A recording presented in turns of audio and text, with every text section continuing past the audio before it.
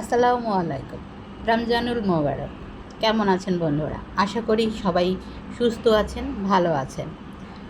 রমজানের শেষের দিকে আমরা সকলেই কম বেশি অসুস্থ হয়ে পড়ি।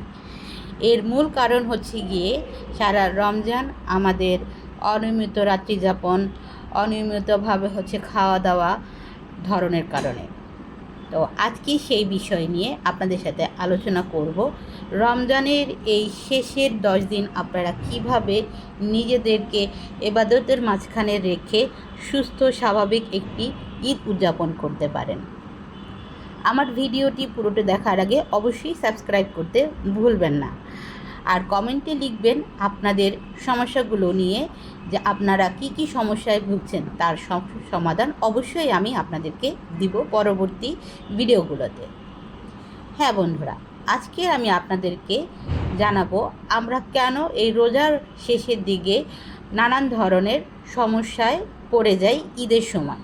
হ্যাঁ, নানান ধরনের সমস্যার ভিতরে সবচেয়ে প্রধান যেটি, তা হচ্ছে গিয়ে হজমের সমস্যায় আমরা ভুগি।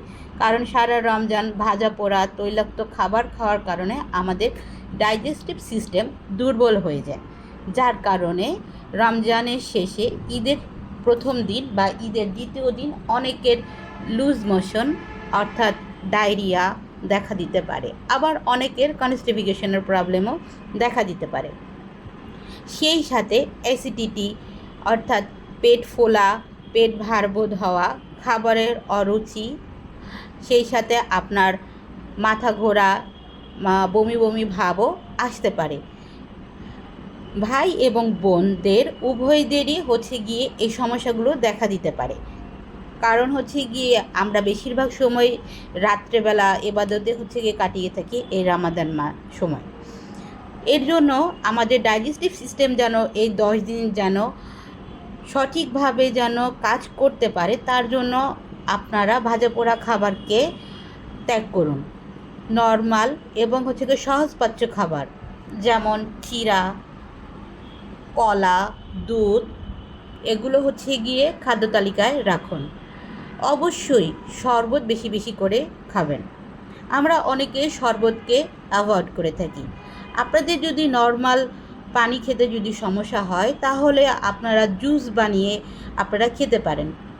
জুস হিসেবে আপনারা অ্যাড করতে পারেন রোজেলকে অথবা মরিঞ্জিকে অথবা অন্য যে কোনো ভেষজ ফল সামগ্রীকে, যা আপনার শরীরে ডিটক্সিনের হাত থেকে রক্ষা করবে শরীরকে।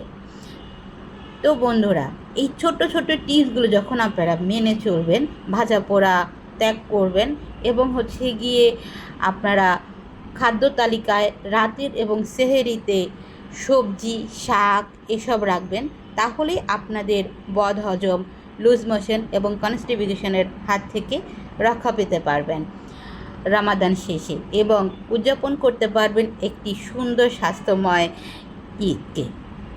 তো আজকের ভিডিও এই পর্যন্তই। ভালো থাকবেন, সুস্থ থাকবেন পরবর্তী ভিডিও দেখার জন্য।